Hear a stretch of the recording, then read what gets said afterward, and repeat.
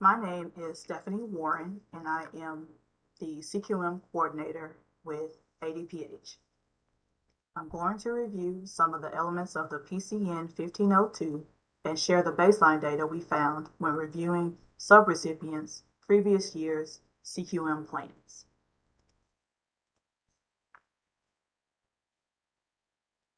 The PCN 1502 states in order to develop a CQM program that improves patient care, health outcomes, and patient satisfaction, certain components are necessary. These necessary components are infrastructure, performance measurement, and quality improvement. And your CQM plan should include all three components. For the baseline data, we reviewed all CQM plans submitted from 2020 through 2022. The purpose of reviewing the plans was to try to determine where everyone is as far as their CQM plans and begin to provide technical assistance where needed. So out of 16 subrecipients, 12 or 75% had CQM plans and 4 or 25% did not. The PCN 1502 states that your infrastructure should include your leadership, your CQM committee, dedicated staffing, dedicated resources, your CQM plan, people living with HIV involvement, stakeholder involvement, and CQM program evaluation. So out of 16 subrecipients, 11 or 69% had infrastructure included in their CQM plan, and 5 or 31% did not.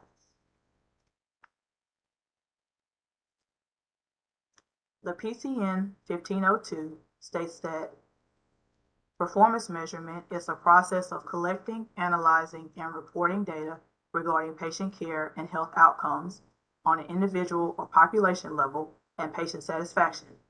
Recipients are strongly encouraged to include HRSA, HIV/AIDS Bureau measures, and national HIV/AIDS strategy indicators that align with the national goals to end the HIV epidemic. I've included the chart from the PCN 1502 that tells you how many performance measures you need depending on the percentage of Ryan White eligible clients receiving at least 1 unit of service for a Ryan White funded service category. So over 50% for a service category, you need 2 performance measures. 15 to 50%, you need 1 performance measure, and less than 15%, you don't need a performance measure.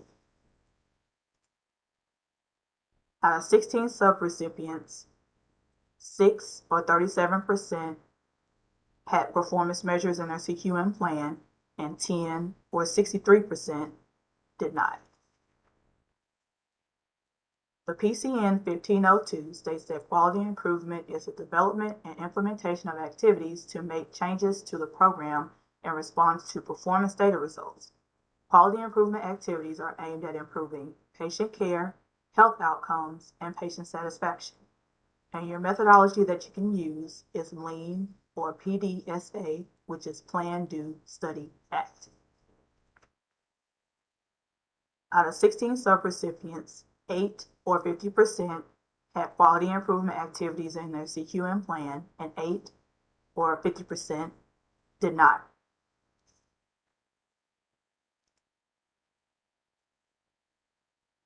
Next, I will explain what ADPH is requiring for subrecipients to incorporate in new or existing CQM plans starting in May of 2023.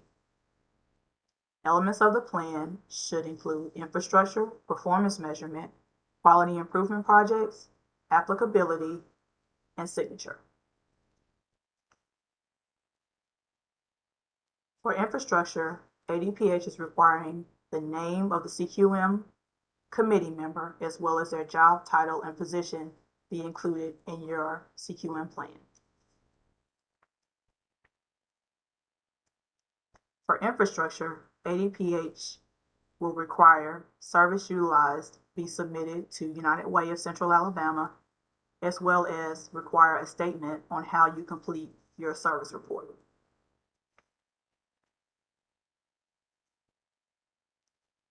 For quality improvement, ADPH will require you to describe any projects you are currently involved in and require a statement that your agency will conduct QI activities with ADPH and/or along with any others.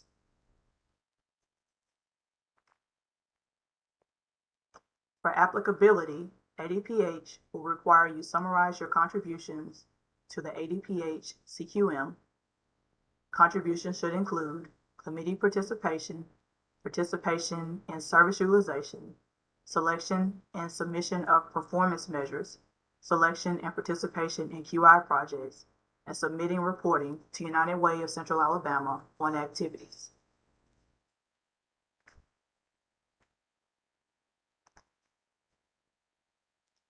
Here is a checklist that includes the plan elements that ADPH will require that you include in your CQM plan for grant year 2023. So it lists each elements that are needed for infrastructure, performance measurement, quality improvement, applicability, and signature.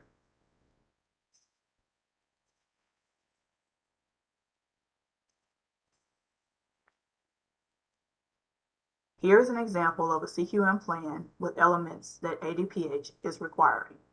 These elements must be included in a new or existing CQM plan. And lastly, I've included some CQM resources. I've included a link to the PCN 1502. I've included a link to a presentation on developing, reviewing, and revising your CQM plan. I've included a link to a checklist of reviewing your CQM plan. And I've also included a link to CQII.